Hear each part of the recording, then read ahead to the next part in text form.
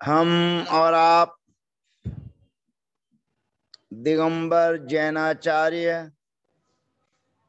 श्री पूज्यपाद स्वामी विरचित जैनेन्द्र व्याकरण जैनेन्द्र महावृत्ति का अध्ययन कर रहे हैं। इस जैनेन्द्र व्याकरण के अध्ययन में यहाँ पर प्रादयो निसंज्ञा भवन्ति असत्वे, प्रादि जो उपसर्ग हैं जिनके को पूर्व में गी संज्ञा करके आए हैं, ऐसे प्रादयः निसंज्ञा भवन्ति। प्रादि शब्दों की निसंज्ञा होती है। निसंज्ञा का मतलब होता है निपात, अर्थात जो शब्द बिना किसी सूत्र के स्वतः अपने आप सिद्ध होते हैं उन्हें निपात कहते हैं। जिन शब्दों की सिद्धि किसी सूत्र से नहीं होती है और जो शब्द लोग व्यवहार में देखने में आते हैं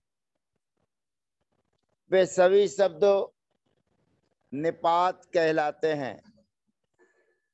तो यहाँ पर प्रादया निसंज्ञा भवन्ति, प्रादि जो शब्द हैं उनकी निसंज्ञा होती है। असत्व का मतलब है कि प्रादि किसी के नाम नहीं होना चाहिए।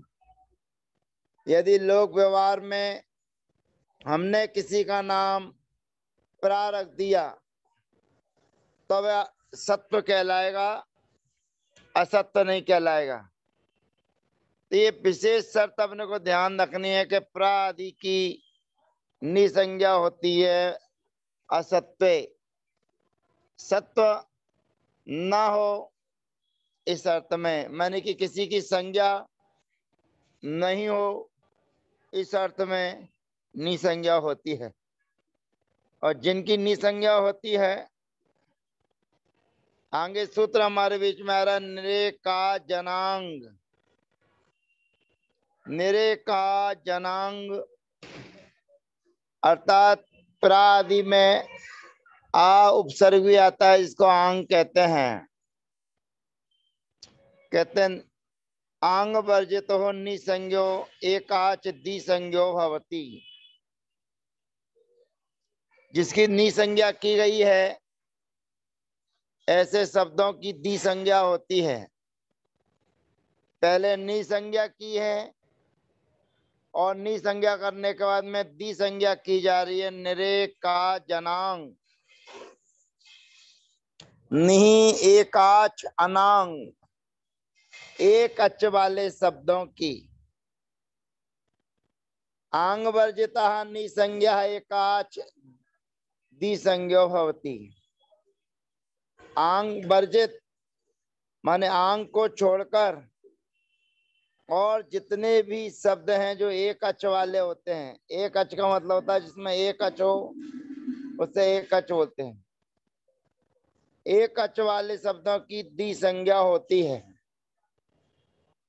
और जब द्विसंज्ञा होगी तो प्रकृत्याची दिपा सूत्र से प्रकृति भाव को प्राप्त हो जाते हैं।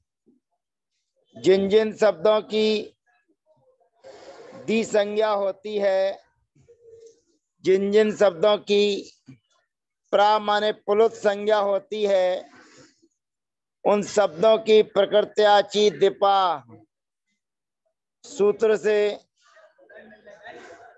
प्रकृति भाव हो जाता है।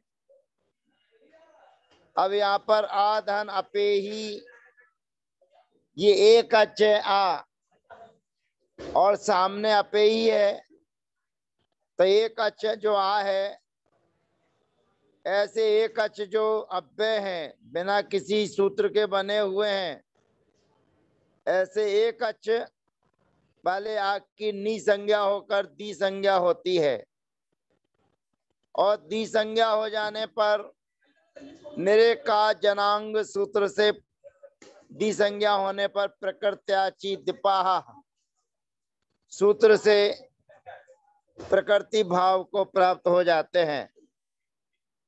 यहाँ पर आधन अपेही, आधन अपेही में सर्वप्रथम सूत्र आदेप प्राप्त होता है। आदेप सूत्र कहता है अवर्ण के सामने अच प्रत्याहार के होने पर दोनों के स्थान पर एक एप आदेश होता है। फिर इसके बाद में सूत्र आया था स्वे को दी, स्वसंज्ञक शब्द सामने हो, अर्थात अक प्रत्याहार के अंतर्गत स्वसंज्ञक जो वर्ण है, शब्द हैं, उनको परस्पर में दी रूप एक आदेश होता है, तो उसकी भी प्राप्ति थी। और ऐसे आदेप और स्वे को दी, इन दो सूत्रों की प्राप्ति होने के बाद निरे का जनांग सूत्र के माध्यम से उनकी दी संज्ञा हुई और प्रकृत्याची दिपा सूत्र से प्रकृति भाव हो जाते हैं, और प्रकृति भाव होने पर आ अपेही जैसा है वैसा ही रहेगा। ई इंद्रम, यहाँ पर भी दीर्घ संधि की प्राप्ति थी, तो जैसा है वैसा ही रहेगा। उ अप्सर, यहाँ पर भी उ के सामने आ है, अवसर है, अच्छी को यण सूत्र की यहाँ पर प्राप्ति है, परंतु यहाँ पर भी प्रकृति भाव रहकर जैसा है वैसा का वैसा ही रहेगा। अब जो सूत्र में कहा है निरे का जनांग आंग रहित, तो जो आंग उपसर्ग है उसके बारे में बता रहे हैं। वाक्य स्मरणयो रंगित, वे आ वाक्य और स्मरण अर्थ में अंगित कहलाता है, अर्थात वाक्य और स्मरण अर्थ में आ के सामने जो एव लिखा हुआ है, आ एवं, यहाँ पर सर्वप्रथम आदेप सूत्र से एप कार्य होना था। सामने एच प्रत्याहार है, और एच प्रत्याहार के होने पर एचेप सूत्र के माध्यम से ऐप अर्थात वृद्धि संधि की प्राप्ति थी। परंतु वाक्य और स्मरण अर्थ में जो आ है, उस आ को यहाँ पर दी संज्ञा होकर पुरुतप प्रकृत्याची दिपा सूत्र से प्रकृति भाव हो जाते हैं। आ एवं जैसा है वैसा का वैसा ही प्रयोग सिद्ध होता है। आ एवं नुमन्य से यह वाक्य हो गया। इसी प्रकार से आ एवं किलता, जो बात आपने कही है वो बिल्कुल सही है, तो यहाँ पर प्रकृति भाव हो गए, जैसा है वैसे के वैसे हो गए। अन्यत गेत, अन्य दूसरी जगह वे आ आंग कहलाते हैं, गा की अनुबंध और संज्ञा होती है, लेकिन वाक्य और स्मरण अर्थ में वो केवल आ कहलाते हैं। अंगित माने गा से रहित कहलाते हैं। तो जहां गित होता है अर्थात जो आ उपसर्ग है, उस आ उपसर्ग के 6 अर्थ होते हैं।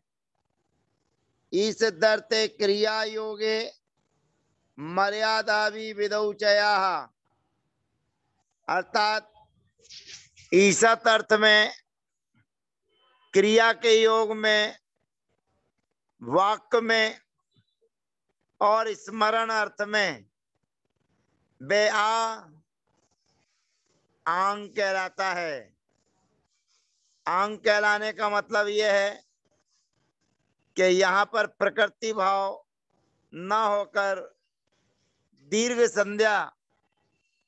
संधि माने गुण संधि, वृद्धि संधि, जो भी संधि हो रही होगी वह संधि यहाँ पर हो जाएगी। तो यहाँ पर ईसत उष्णम, थोड़ा गर्म। अब यहाँ पर ईसत माने थोड़े अर्थ में है, तो आ है ये पूर्व में, आ ईसत उष्णम अर्थात उष्णम। आ और उ यहाँ पर आंग रहित कहा है, इसलिए आदेप सूत्र से एप संधि होकर अर्थात गुण होकर उष्णम बनता है। दूसरा है आधन इही, यहां पर भी आ है और आ के सामने इही है, यानी कि आंग है।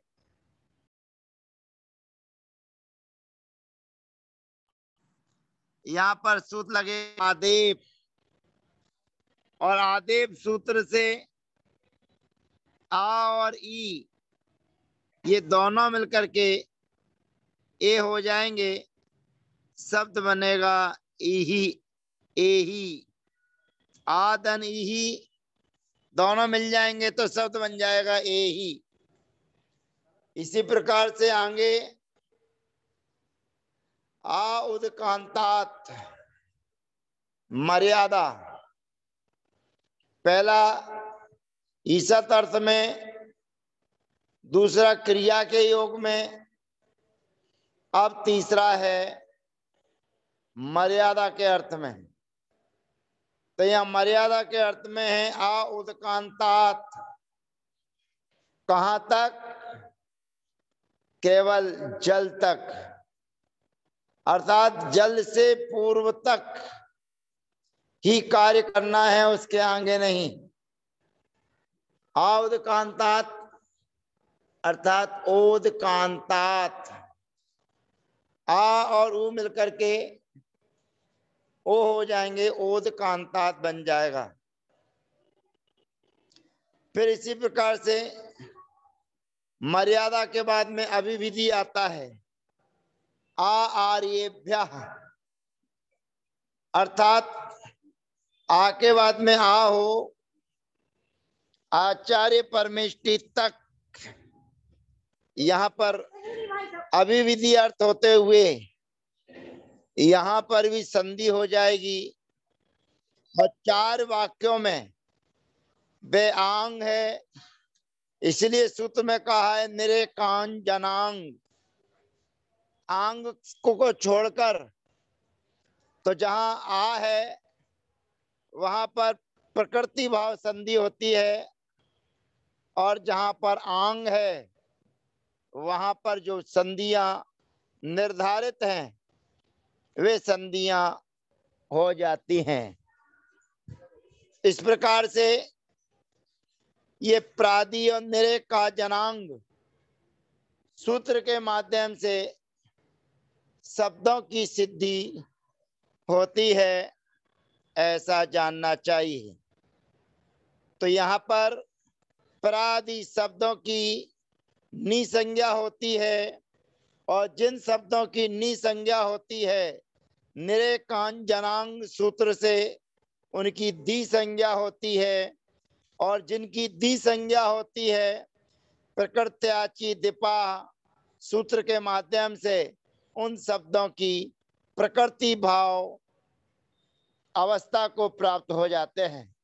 तो यहाँ पर आ एवं नुमन्य से आ एवं किल तत्, यहाँ पर वो आंग आंग है, इसलिए यहाँ पर प्रकृति भाव हो जाता है। लेकिन जहाँ चार अर्थ हैं वहां पर वो आंग नहीं, केवल आ है, इसलिए वहां पर प्रकृति भाव ना होकर अन्य दूसरी संधियां हो जाती हैं, ऐसा जानना चाहिए। शेष चर्चाएं अगले सत्र में। तब तक के लिए जय जैनेन्द्र, वंदना, सबका यथायोग अभिवादन।